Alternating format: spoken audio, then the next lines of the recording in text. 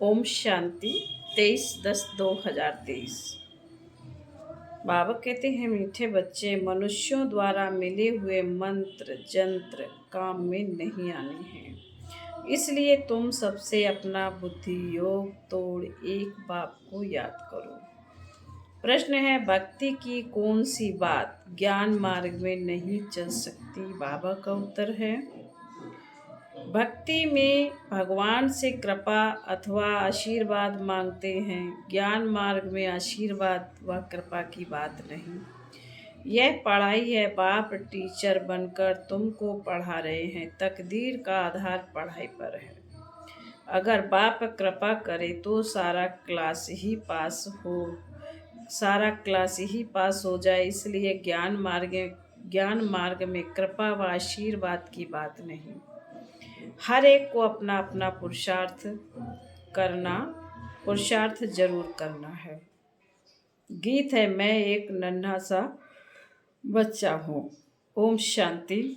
यह है भक्ति मार्ग के लिए पुकार, छोटे और बड़े की, क्योंकि समझाया गया है।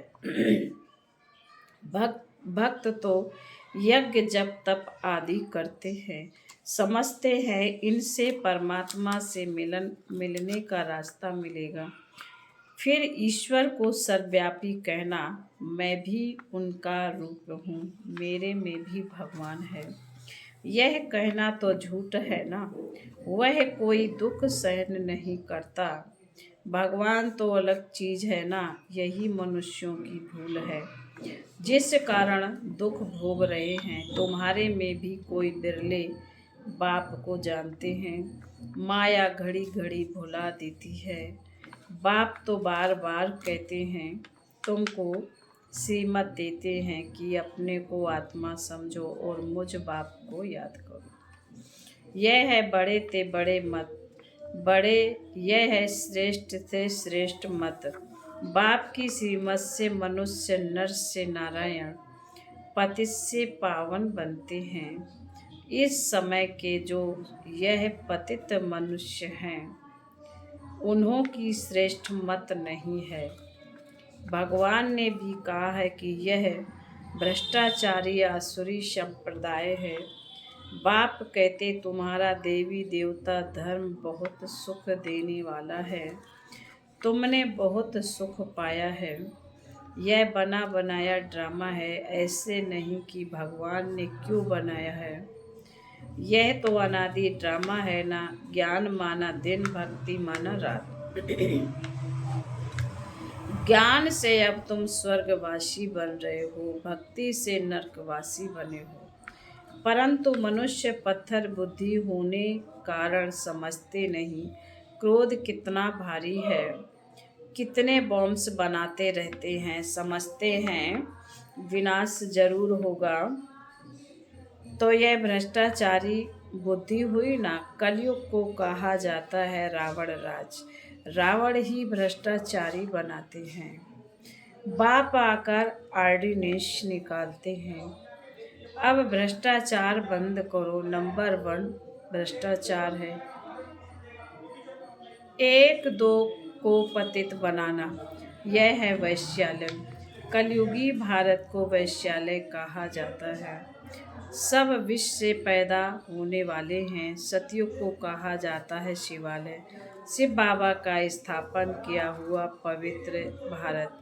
लक्ष्मी नारायण आदि को कहा जाता है सर्वगुण संपन्न, 16 कला संपूर्ण निर्विकारी।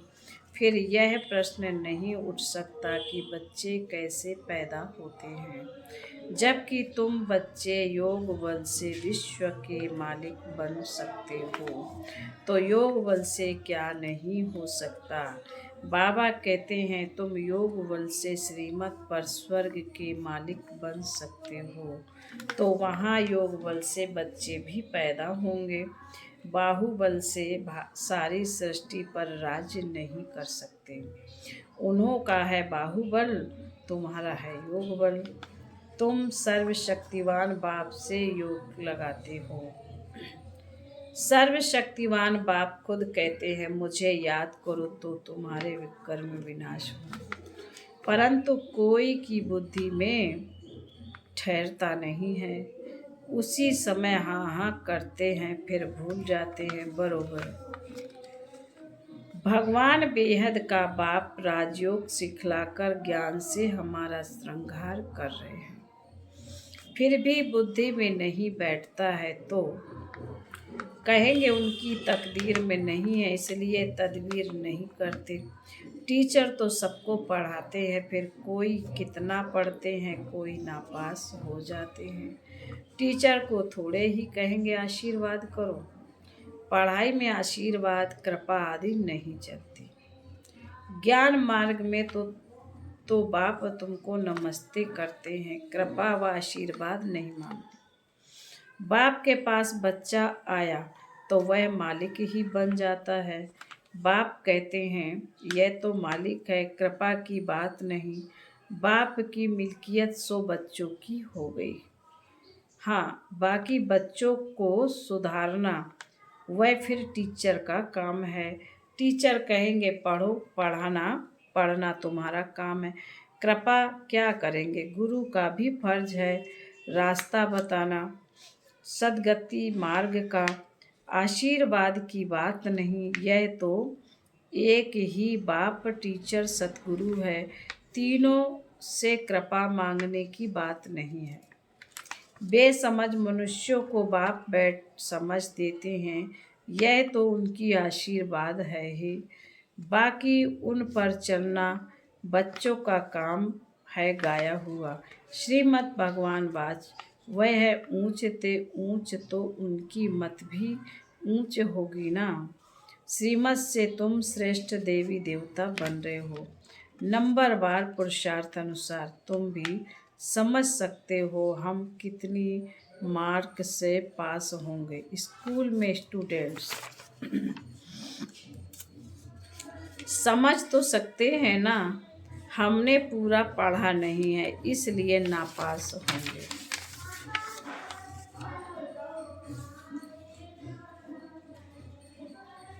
बाप भी रजिस्टर से समझ जाते हैं यह नापास होगा। यह भी बेहद का बाप टीचर गुरु एक ही है। यह भी जानते हैं, बच्चे भी जानते हैं, हम पढ़ते नहीं तो जरूर कम पद होगा। यह भी पुरुषार्थ नहीं करते कि अच्छा हम तीखे पढ़े, भल कितना भी माथा मारते। समझाते हैं तो भी कुछ करते नहीं। श्रीमत पर ना चलने से कम पद पाएंगे। जो बच्चे बनते हैं वह डिनास्टी में तो आ जाएंगे, उनमें भी बहुत पद है ना। दास दासी भी बनते हैं। बच्चे जानते पढ़ाएंगे नहीं तो दास दासी बनेंगे, परंतु वह भी रॉयल रहते हैं। लक्ष्मी नारायण के हीरे जवाहरों के महल होंगे तो दास दासियां भी वहाँ रहेंगी ना। फिर नंबरवार आगे चल पद पा सकते हैं। प्रजा में भी नंबरवार है। भक्ति मार्ग में मनुष्य इंश्योर करते हैं ना, ईश्वर अर्थ दान देते हैं। समझो कोई ने हॉस्पिटल बनवाई होगी तो दूसरे जन्म में अच्छी निरोगी काया मिलेगी। आधा कल्प के लिए फल तो मिलता है ना। कोई ने पाठशाला खोली होगी तो दूसरे जन्म में अच्छा पढ़ेंगे। धर्मशाला खोली होगी तो दूसरे जन्म में रहने के लिए अच्छा मकान मिलेगा। तो यह इंश्योर करना हुआ ना। हर एक अपने को इंश्योर करते हैं। अभी तुम्हारा है डायरेक्ट ईश्वर के साथ, वह है इनडायरेक्ट। यह है डायरेक्ट इंश्योर करना। बाबा यह सब कुछ आपका ही है, हम ट्रस्टी हैं। इनके बदले में आप हमें 21 जन्म के लिए स्वराज्य दे देना। यह हुआ डायरेक्ट। अब बाप को इंश्योर करना 21 जन्म के लिए। बाप कहते अपना बैगेज सब सतयुग में ट्रांसफ़र कर दो। जैसे लड़ाई लगती है तो फिर छोटे छोटे राजाएं बड़े राजाओं के पास अपनी मिल्कियत रखते हैं। फिर लड़ाई जब पूरी हो जाती है तो फिर बड़ों से वापस ले लेते हैं।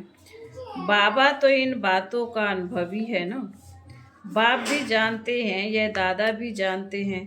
समझना चाहिए हमको दादा द्वारा बाबा से वर्षा मिलता है। बाप पढ़ाते हैं हेवनली गॉड फादर वह बाप है। यह नहीं, यह है दादा। पहले जरूर दादे का बनना पड़े।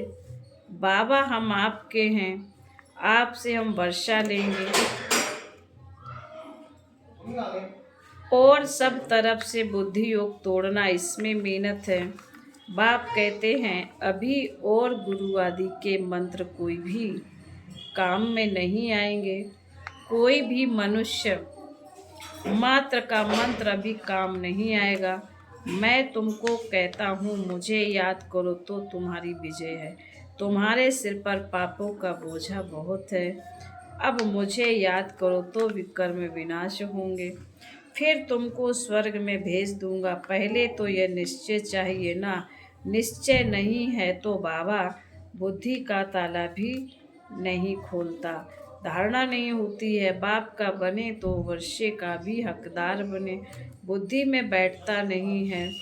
कोई कोई नए भी पुराने से तीखे चले जाते हैं। बाप तो अच्छी रीति समझाते, जितना जो पढ़ेंगे उतनी कमाई है। यह God fatherly knowledge source of income है। तुम विश्व का मालिक बनते हो नॉलेज से। तुम मनुष्यों में यह ज्ञान थोड़े ही है। अब तुम मेरे बच्चे आसुरी संप्रदाय से दैवी संप्रदाय, भ्रष्टाचारी से श्रेष्ठाचारी बन रहे हो। सिवाय श्रीमत के कोई भी श्रेष्ठाचारी बन नहीं सकता। नहीं तो फिर अंत में सजाएं खाकर वापस जाएंगे। भले थोड़ा बहुत जो सुनते हैं वो स्वर्ग में आएंगे, परंतु बिल्कुल ही साधारण प्रजा में आएंगे। मर्तबे तो नंबरवार होते हैं ना। वहाँ ऐसे गरीब नहीं होंगे जो किसी को रोटी नहीं मिले। यहाँ जैसे गरीब वहाँ नहीं होते। सुख सबको मिलता है, परंतु वैसे नहीं समझना है। अच्छा, प्रजा तो प्रजा ही है। प्रजा तो प्रजा ही सही। यह तो कमजोरी हुई ना। पहले तो पक्का निश्चय चाहिए। यह निराकार भगवानवाद।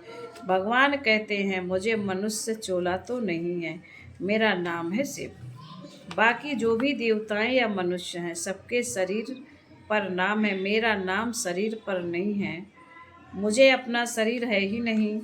शरीरधारी को भगवान नहीं कहा जाता, मनुष्य कहा जाता है। मनुष्य को भगवान मानने से ही भारतवासी बेसमझ हो गए हैं। नहीं तो भारतवासी बहुत सयाने थे। पहले भारत में कपड़ा आदि बहुत रिफाइन अच्छा बनता था। अभी तो वह चीज़ बन नहीं सकती। तो स्वर्ग में साइंस भी सुख के लिए होती है। यहाँ तो साइंस सुख दुख दोनों के लिए है। अल्पकाल का सुख मिलता है, दुख तो अपार है। सारी दुनिया खत्म हो जाएगी तो दुख हुआ ना। सब त्राही त्राही करेंगे। वहाँ तो साइंस से सुख होता है, दुख का नाम निशान नहीं। यह भी जिनकी तकदीर खुलती है वही समझ सकते हैं। तकदीर में सुख नहीं है तो समझ नहीं सकते। बैरिस्टर भी नंबरवार होते हैं ना। कोई तो एक एक केस का 10-20 हज़ार रुपया लेते हैं। कोई बैरिस्टर को देखो तो कोट भी पहनने के लिए नहीं होगा। यहाँ भी ऐसे ही है ना। यह तो राजाओं का राजा बनते या तो पाई पैसे की प्रजा बनते। तो बाप बैठ बच्चों को समझाते हैं भारत ही इस समय सबसे गरीब है। भारत ही फिर साहूकार बनता है। दान हमेशा गरीबों को दिया जाता है। धनवान इतना उठा नहीं सकते हैं। गरीब साधारण ही यह ज्ञान उठाएंगे। साहूकारों को दान देना यह लॉ नहीं है। तुम गरीब हो ना, तुम्हारी मम्मा सबसे गरीब, वह फिर विश्व की महारानी बनती है। ड्रामा ही ऐसा बना हुआ है। गरीब जास्ती उठाते हैं क्योंकि दुखी है ना। साहूकार तो बहुत सुखी हैं। वह तो कहते हैं हमको तो यहाँ ही स्वर्ग है, मोटर गाड़ियाँ पैसा आदि है। जिनको पैसा नहीं है, नर्क में है, उनको आप ज्ञान दो। ऐसे भी कहते हैं तुम्हारी है अब गॉड फादरली सर्विस। तुम भारत के सच्चे सर्वेंट हो। वह सोशल वर्कर्स है, जिस्मानी मनुष्यों को थोड़ा सुख देते हैं। यह तो सारी बुद्धि को साफ कर पवित्र सुखी बना देते हैं। यह तन मन धन से भारत की सेवा कर रहे हैं। फिर बाबा बोले, अच्छा, मीठे मीठे शिकिल दे बच्चों प्रति मात पिता बाप दादा का याद प्यार गुड मॉर्निंग, याद प्यार और गुड मॉर्निंग। रूहानी बाप की रूहानी बच्चों को नमस्ते। हम रूहानी बच्चों की रूहानी मात पिता बाप दादा को याद प्यार गुड मॉर्निंग और नमस्ते। धारणा के लिए मुख्य सार पहली पॉइंट है, अपना पुराना बैगेज 21 जन्मों के लिए ट्रांसफ़र करना है। इंश्योर कर ट्रस्टी हो संभालना है। नंबर 2, निश्चय बुद्धि बन पढ़ाई करनी है। गरीबों को ज्ञान दान देना है। भारत को पवित्र बनाने की सच्ची रूहानी सेवा करनी। वरदान है, अपने हर कर्म और बोल द्वारा चलते फिरते हर आत्मा को शिक्षा देने वाले मास्टर शिक्षक भव। जैसे आजकल चलती फिरती लाइब्रेरी होती है, ऐसे आप भी चलते फिरते मास्टर शिक्षक हो। सदा अपने सामने स्टूडेंट्स देखो, अकेले नहीं हो, सदा स्टूडेंट्स के सामने हो। सदा स्टडी कर भी रहे हो और करा भी रहे हो। योग्य शिक्षक कभी स्टूडेंट्स के आगे अलबेले नहीं होंगे। अटेंशन रखेंगे। आप सोते हो, उठते हो, चलते हो, खाते हो, हर समय समझो हम बड़े कॉलेज में बैठे हैं, स्टूडेंट्स देख रहे हैं। स्लोगन है, आत्म निश्चय से अपने संस्कारों को संपूर्ण पावन बनाना ही श्रेष्ठ योग है। ओम शांति।